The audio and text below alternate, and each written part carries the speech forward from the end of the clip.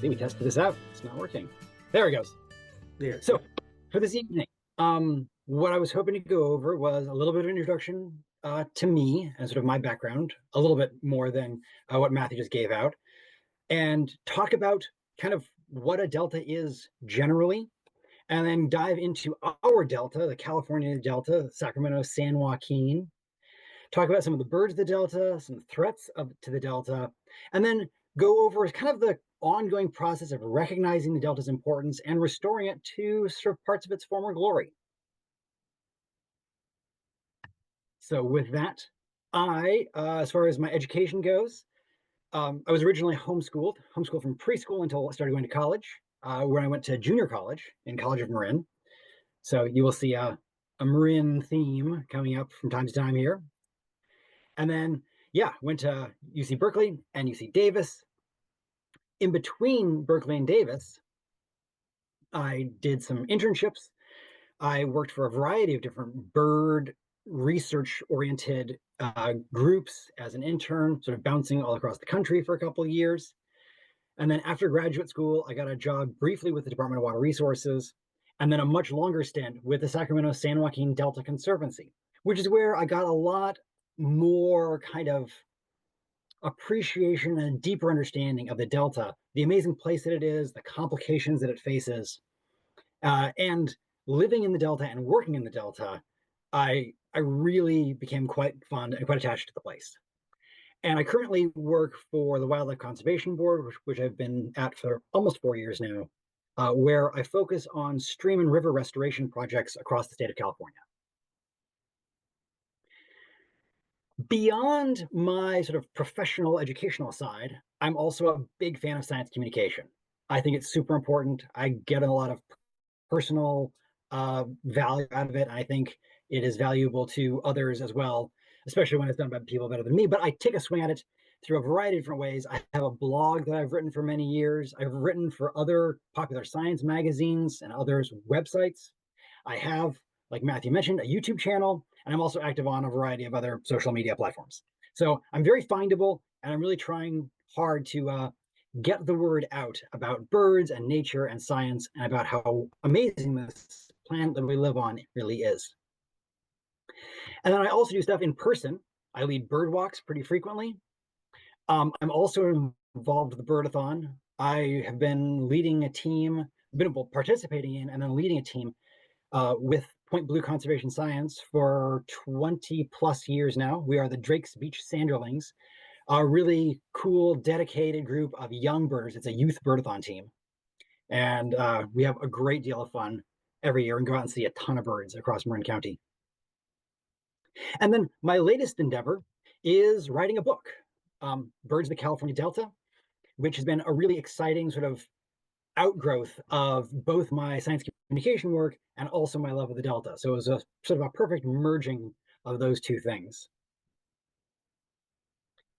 I was really, really fortunate to connect with Martha Espinosa, who's an incredibly talented scientific illustrator from Costa Rica, and who I worked with on some smaller projects, and who I connected with through Instagram. So one of the amazing benefits of social media and the connection that the internet can give us. And so after working with her on a small project here or there, when this larger project came around, I reached out to her and asked her if she would be interested in doing all the illustrations, and she said yes, and I was absolutely delighted. And so she's the creative engine behind what makes this book beautiful. And then it's published by Heyday Books, which has been a great partner with this book and has a solid legacy in producing books on a variety of nature, sciencey kind of topics. In particular, this book was actually the fourth in a series that they are creating on what they call hyperlocal birding, which is a phrase that I like quite a bit. And it's where they find a birder or illustrator or bird illustrator who's can write a book because they're really familiar with a really small geographic area. So the first one is Birds of Berkeley. And the point of the books are not to be an inclusive, comprehensive guide to every species you're going to see in this area, but rather the book sort of brings to light 25 species that really characterize that location. And so with mine, it's exactly the same format. I was tasked to pick 25 species that really exemplified the Delta and write about them and highlight them in this book. And so that's what I've done. And through all of that, through all of the education, through all of the jobs, through all the science communication, I believe very, very strongly that birding is for everyone, nature is for everyone, science is for everyone. And so I've tried very hard to sort of make the platforms that I'm on as inclusive as possible and to encourage others to do the same. I've definitely gotten a lot out of birding, personally and professionally, over the course of my life. And I think that everybody deserves the same opportunities if that appeals to them. So, getting away from me, what's a delta?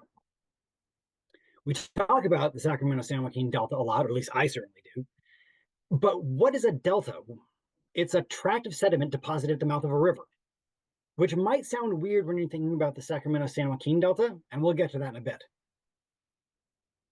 But they form this particular shape, this fan, kind of in the shape of a triangle, at the mouth of a river. And in fact, if you look at other rivers around the world, here are three famous big ones, they each form their own sort of special triangle. And so it's these regions that are the deltas of those particular rivers. Now, why delta? Where did the word delta come from? Well, the shape of a triangle is the shape of the fourth letter in the Greek alphabet, or at least the capital form of the fourth letter of the Greek alphabet. There's alpha, beta, gamma, and there it is, delta. And so since people observed that when rivers reach a larger body of water, a lake, an ocean, they spread out and often form this triangular shape, they figured, well, triangle, it's a delta, we'll call it delta. And so that's how it came to be. Our delta is a really special place for a whole slew of reasons. I mean, it's the center of California geographically. Sort of, if you look at the map of California, right smack in the middle. And it's also the heart of California's water system. It's home to a hugely diverse set of habitats, which support a hugely diverse set of species. And it's this really complex network. If you look at the California Delta in any kind of detail, you'll see that it's this network of dozens of islands with well over 1,000 miles of waterway twisting and networking in between them. It's a very complicated landscape, which makes it really interesting in a lot of ways. But of course, if you look at our delta, it's not really a triangle. And that's because we have this unique set of geologic historical events that have formed California and so formed the delta along with it. 100 million years ago, plate tectonics shoved up the Sierra Nevada mountains. And for a time, that was really the western escarpment of any kind of mountains on the continent. The Sierras were there. The rivers from the Sierras flowed downhill onto a wide, flat plain that just flowed down to the ocean. But then about 5 million years ago, things changed. This little thing called the Farallon Plate crashed into and then sort of crumpled under the edge of California and pushed up a second mountain range, sort of crumpled up the edge, which is what we now call the Coast Range. And in between, it left this sort of wide, flat area. That wide, flat area then filled with ice during the last ice age. And not only did the oncoming and then eventual retreating glaciers smooth out a lot of the Central Valley, but they also carved out things like Yosemite and left their marks on many parts of the Sierra. So about 10,000 years ago is when that ice finally retreated, and it left behind what we now kind of know as California, Coast Range, Sierra Nevadas, and in between this really broad, flat area.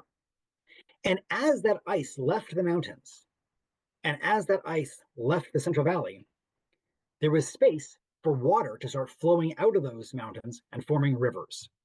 Lots and lots and lots of rivers.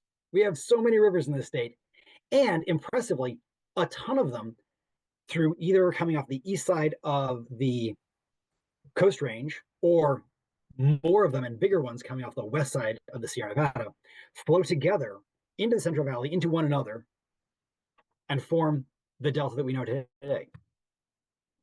And those rivers do something really interesting. They bring down a lot of inorganic sediment from those various mountains. And then, of course, as they hit the valley floor, they form wetlands, and plants grow in those wetlands. Those plants die, and that organic matter from the dead plants mixes with the inorganic matter from the mountains. And they all kind of form this melange together. And they don't go anywhere because of the Coast Range and because of the narrow outlet that is the Carquinez Strait, being really the only way that water can flow out of the Central Valley. It means that this mix of organic and inorganic material can't really go anywhere. And so it's laid down as the rivers flow down, layer after layer, as those plants die, layer after layer, and they form these peat soils. And peat soils, we're going to come back to peat soils over and over again, because peat soils really underlie everything that makes the delta the delta. They're very high in nutrients and carbon. And remember that fact, the fact that peat soils are high in carbon is going to have a big impact on the delta that we know and sort of what has become in the delta, and also what is probably going to happen in the delta in the future. That really nutrient-rich peat soil is great for agriculture. People have been growing things in deltas for a very long time, and ours is no exception here. We produce so much food by growing plants in our delta. It's amazing. Almonds, pistachios, grapes, rice, so much food is produced on these incredibly thick, incredibly rich soils. And of course, outside of what the humans use for it, these peat soils are also great for supporting a huge range of habitats. We've got everything from wetlands to open water to rivers, forests, vernal pools, open grasslands, you name it, we got it. Which is one of the reasons why it's fun to sort of cruise around the delta, because you can really easily bounce from habitat type to habitat type and have a really fun birding day, among other things. And of course, that huge range, huge diversity of habitats includes a huge diversity of living organisms, from plants, many of which are found native to California, some of them almost exclusively in the Central Valley, mammals, reptiles, and amphibians. We got insects, again, some insects endemic to California's Central Valley, found nowhere else on Earth. We've got fish, both migratory and residents, and we've got birds, migratory and resident. All of these things spending at least some of their life cycles in some part of the diverse place that we call the Sacramento-San Joaquin Delta. And particularly for birds, one of the reasons why there is so much diversity in the Delta is because of its placement on the Pacific Flyway. As I'm sure many of you know, the Pacific Flyway is this giant, almost like interstate freeway that links large portions of the globe. As you can see, it spans 3 different continents. And it's used by millions of birds every year. Well over 300 different species use at least some portion of it. And while not all those species are going to use every single mile of that freeway, many, many species use at least different stretches here or there. And that's why the Delta is so important. So the Delta is smack on the Pacific Flyway, which means that it's important as a stopover place for birds that are migrating through, either going south for the winter or coming back north. A place to stop, a place to feed, a place to rest, so they can be ready for their next leg of their journey. And it's also a destination for a lot of birds. Many birds from up north leave when it gets cold, with the express purpose of coming to the Delta to spend their winter. On the flip side, many birds from down south come up to the Delta to breed. And in fact, when you take all those together, you get about 250 species of bird that spend some time in the Delta. And they really can be kind of divided into like these four sort of big types. There are these summer visitors who come from usually places south of us. They come to find nesting habitats. They come to find mates. They come to raise babies, the next generation of birds, before departing back south. Winter visitors, usually from up north, like I said, come here to rest and refuel. And it's been shown more and more that what happens to a bird on its wintering ground actually has quite important carryover effects to its next migration and even into its next breeding season. So if a bird has a rough winter, that will often impact how successful it's going to be at reproducing the following summer. So coming to the Delta and being able to have a really good winter means that they do really well on their breeding grounds. Then, of course, there are the visitors just zipping through on their way to and from places. And the fourth group are the birds that have realized that, hey, the Central Valley, the California Delta is a pretty neat spot. Why not just stay here all year long? And so they do, the year-round residents. Now, for better or for worse, there are groups tracking birds. I would say all the way for the better, but the one downside is that sometimes we learn things that are not quite as pleasant. And the State of the Birds report is a report put out by the Cornell Lab of Ornithology. The 2025 State of the Bird report just came out recently, and it ranks birds sort of at a population level into different categories based on their population trends. So they've got the green birds, which are healthy and happy and good. There are yellow alert birds, orange alert birds, and red alert birds. And this is the red alert birds are kind of where we often face the uncomfortable truths. Red alert birds, and I'll just read off their quote here. They're birds with perilously low populations and steep declining trends. So birds that there are not a lot of them, and they're going down fast. And we have 5 of those species in the Delta. And those are kind of the 5 that I would like to talk about now. One is, and I'll be honest, I was surprised to see this as a red alert bird, but the yellow-billed magpie. This is a year-round resident in the Delta. It's a California endemic. This is our bird, found in California and nowhere else on the planet. It likes grassy savannas where it nests in big trees most of the time, and sort of these loose colonies, which are really fun to get into. They've also adapted pretty well to many human-dominated landscapes, such as this individual that I photographed sitting on a fence, chain link fence. And they have a bunch of threats. West Nile virus in particular is a disease that seems to hit a few groups of birds harder than others, and corvids are one of those groups. So being a member of the corvid families, the ravens and crows and jays, magpies are definitely frequently hit by West Nile when we have bad West Nile virus outbreaks. They're also omnivores, so they eat tons of stuff, which includes rodents sometimes. And if those rodents ate rodenticide, these birds can get sort of secondarily poisoned, which is definitely something that has impacted the yellow-billed magpie population. And habitat loss will be a recurring theme. Those big trees they nest in often get cut down for various reasons. And so habitat loss is sort of a continuing threat for them.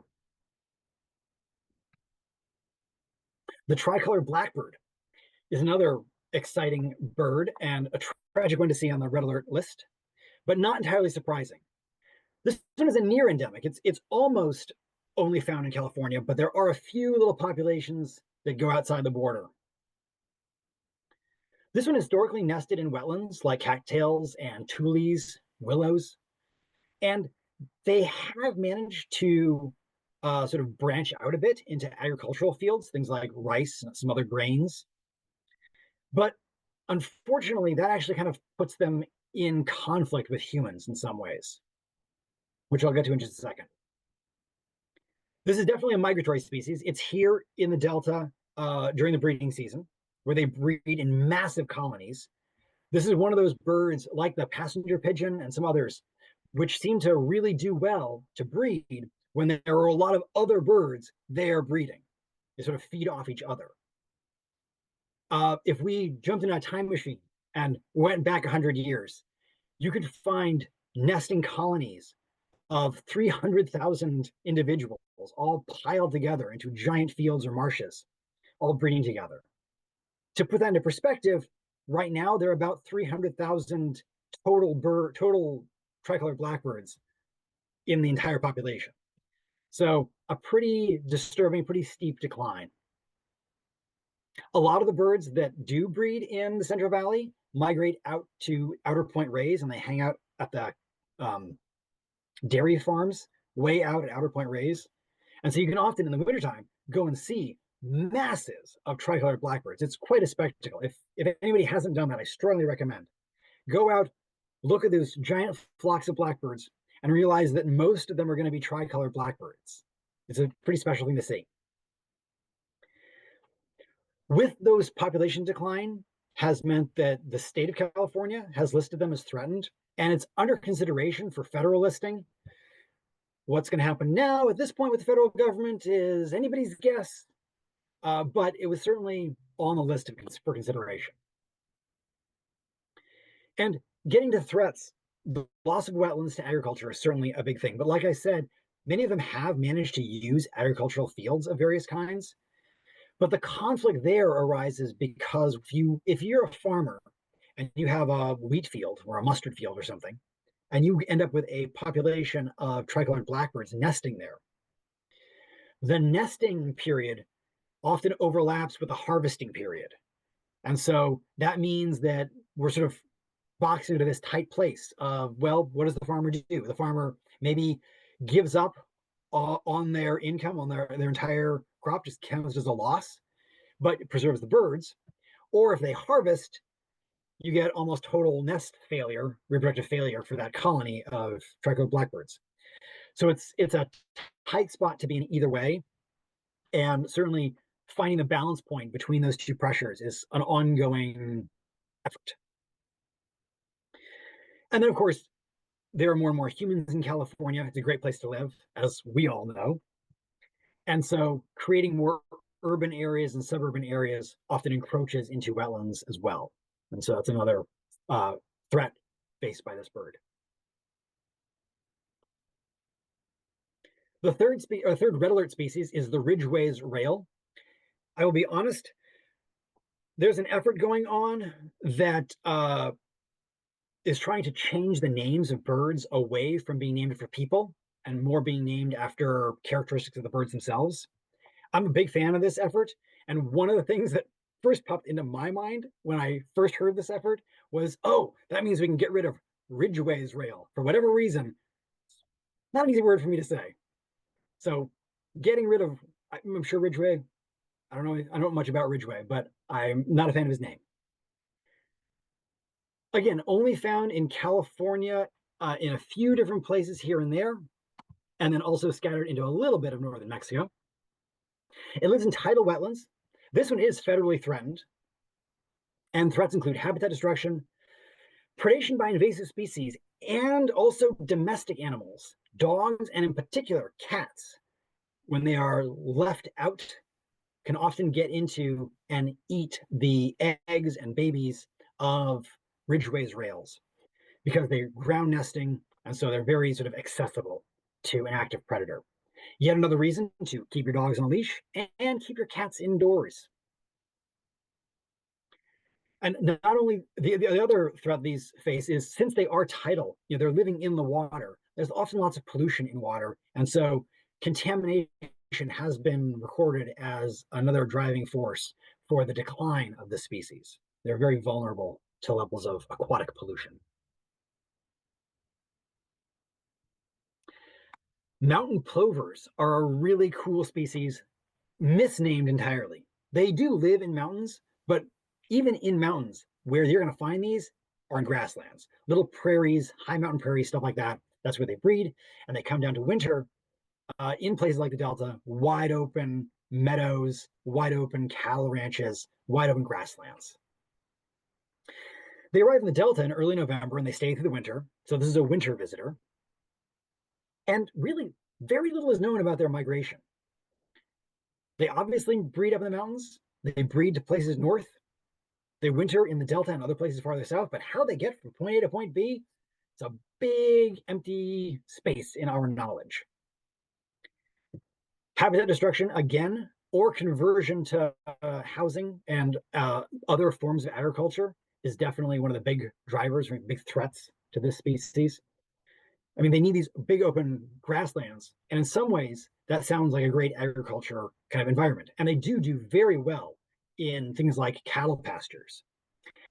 But if a farmer decides that I'm actually not going to do cows anymore, I'm going to convert my land over to almond orchards or to vineyards, those kinds of habitats basically offer no value to a mountain plover at all. And so those kind of agricultural conversion processes do not favor this species. And also, because they spend so much time in agricultural lands, they're often exposed to quite a few pesticides. And so here's another place where sort of contaminants from pollutions can impact their reproductive success, impact their survival. And finally, the last one is the Allen's hummingbird. So we've in the list of our red alert species, we've had birds that are residents, birds that breed here, birds that winter here. This is an example of a bird that migrates through the California Delta. They nest almost exclusively in this very narrow band of the Oregon and California coasts. And they winter in this very selected spot, very selected region right in the middle of sort of central Mexico. And in between those places lies the California Delta. And so we get them sort of zipping through in fall and spring in small numbers, but they come through. Their population is declining pretty fast, pretty precipitously, unfortunately. And this is again due to habitat loss, because kind of that, the places that they like to live, that Oregon coast and California coast, it's a place that we like to live too. It's a beautiful area. And unfortunately, not only does building houses and cities and stuff in that area take away habitat from the Allen's hummingbird, but it also means that it kind of plays on a sensitivity of theirs. Allen hummingbirds don't like humans very much. In particular, they don't like to breed around humans very much. Some hummingbirds, like Anna's hummingbirds, very, very tolerant of humans. Nest in people's backyards, on people's windowsills, all sorts of places where people are very active walking around, and they don't mind at all. That is not true of the Allen's hummingbird. They like their space. They are a really great example, though, of why it's important to plant nectar sources, because if you have a yard that's even decently sized and can provide some food sources maybe farther away from the house, they may very well hang out there, a little bit more isolated, a little bit quieter, a little bit farther from human disturbance. And if you can provide some food for them there, it will really benefit the species. And that's true if you're on the breeding ground, on its migratory path, or if you happen to have a place in Mexico on the wintering grounds.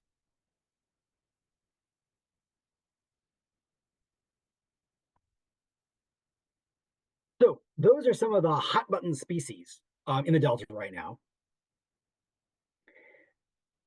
Those species and many, many others, birds, fish, many other species, the whole ecosystems of the Delta are facing several significant threats. And I want to sort of go over a few. This is sort of the downer part of the evening, but I promise we'll pick up at the end.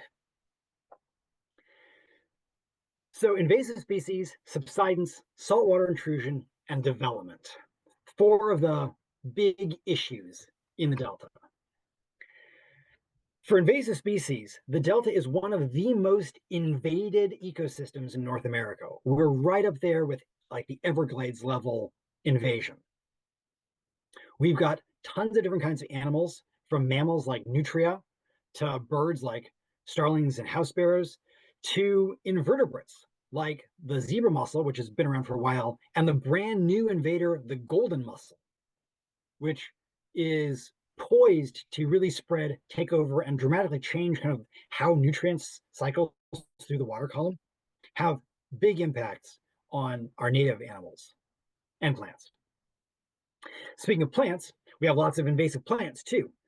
Water hyacinth, which in this bottom picture are these sort of large, fleshy leaves in the front with a little splash of color there. It's one of their flowers. Water primrose is that sort of more yellowy green vegetation in the background. Arundo is another big one. It's this giant cane that grows 20, 30 feet tall, destabilizes levees, takes over areas, burns like crazy when it dries. Definitely a big problem. And so controlling all of these different invasive species is a major undertaking. It is not easy to control these things. To quote Jurassic Park, life finds a way. And invasive species are no exception to that. They're, in fact, incredibly good at finding a way. And trying to stop them requires a lot of diligence, money, yes, time, effort, an ongoing issue. Subsidence is kind of a special Sacramento Delta kind of issue. We have shrinking, sinking land. So this top picture here is kind of what Native Americans 1,000 years ago would have experienced the Delta as.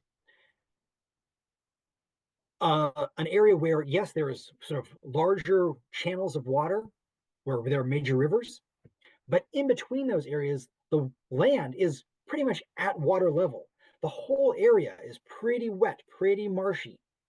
Smaller channels that move around here and there, lots of marsh plants growing all over the place. Much of the Central Valley was just marshland. Tons of tules, tons of cattails, growing, dying, laying down more material, mixing with that inorganic from the mountains, and just creating more and more and more soil. When Europeans got here, they knew that deltas are great places to grow food. They recognized our delta as the same. And so they started draining the sort of more island parts, the more landy parts in between those main rivers. They had to do that because most plants, especially most of our crops, don't really like to grow in marshes. They drown. And so they need a little bit drier soil. So what people start to do is they start to pump water out of these areas, the interiors of an island, to dry out some of the soil and then grow crops in. But you remember back when I said peat soils are really rich in carbon, that was going to be important to remember? This is where it comes in, because peat soils do something weird when they dry out. They get colonized by a whole bunch of different kinds of bacteria.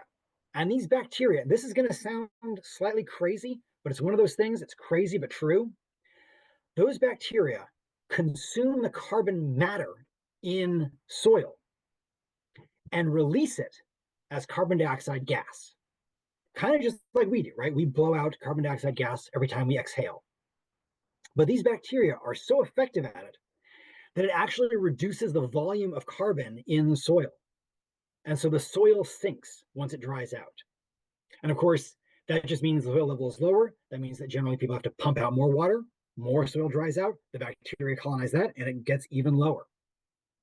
And like I said, this may sound nutty, but we've got islands in the Central Delta that are now 30 feet below the water level because all of that matter has been converted into gas and floated away. The Delta is actually a pretty significant part of the state of California's greenhouse gas emission contributor because of this oxidizing soil, because of these bacteria in that peat soil. And of course, losing that soil in the middle of islands means that the levees on the side, the edges of those islands, become walls holding back rivers, holding back the ocean. And the farther down that soil sinks, the more pressure there is pushing in from the outside, that heavy water pushing in, leading to levee failures potentially. Throw in a bit of sea level rise, and the potential for levee failures just goes up and up and up.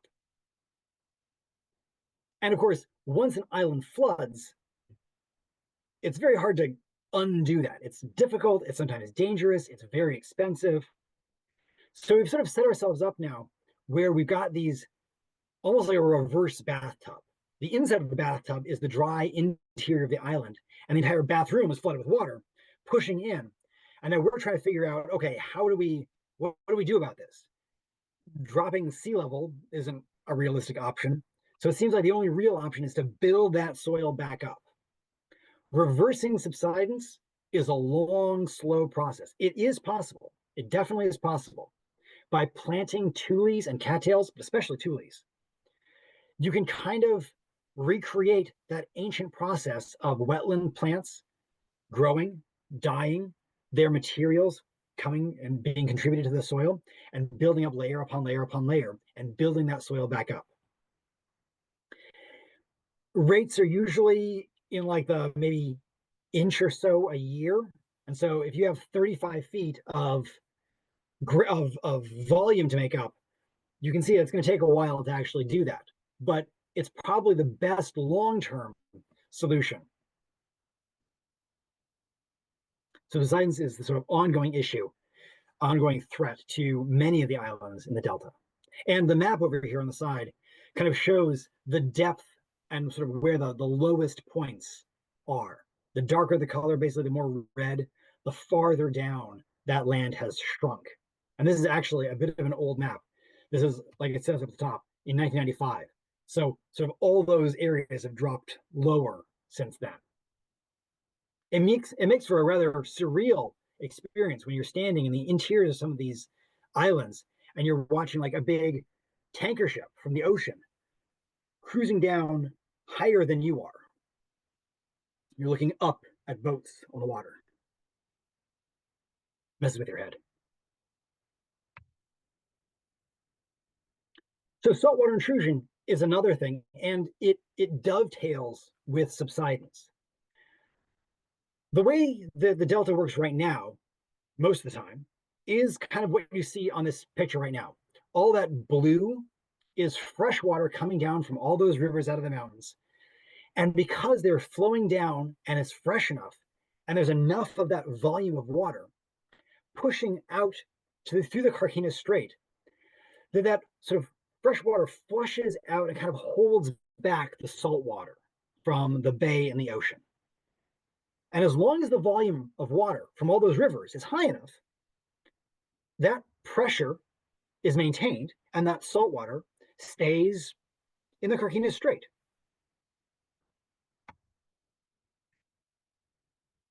But when river flows tend to drop, that freshwater pressure weakens and salt water creeps in farther and farther into the Delta.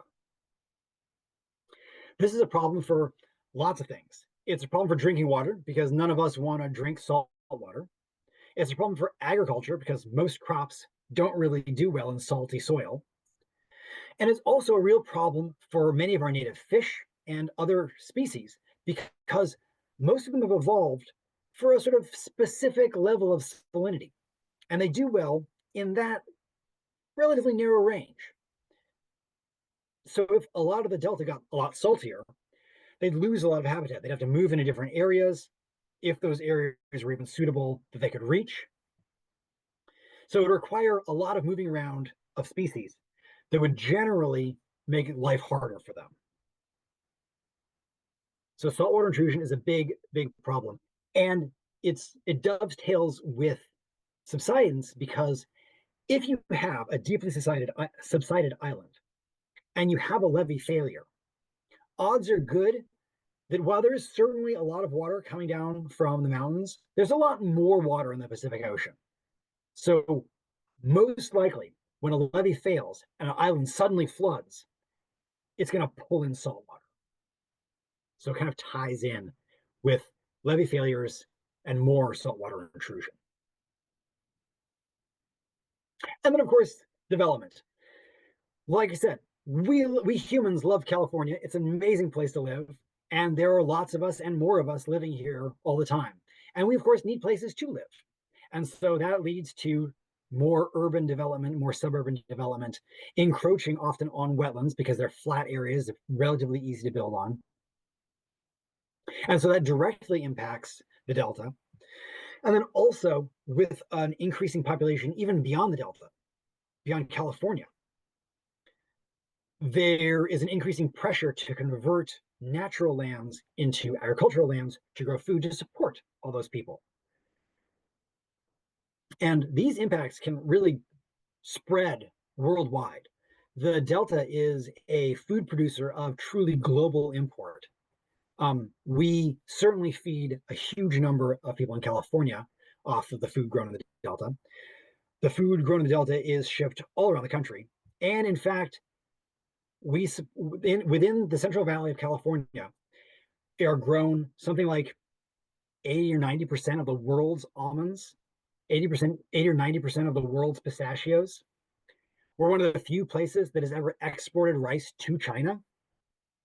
So truly global impact of the food grown in the Delta. And as there are more people, just needs more food. Unfortunately, that has meant that about 95% of California's wetlands, a lot of which were in the Central Valley, most of which actually were originally in the Central Valley, have been destroyed. Which means that, as you can see between these two maps, that is a greatly impacted habitat type. It means that whatever we've got left is really, really important. Now, with all of this, with the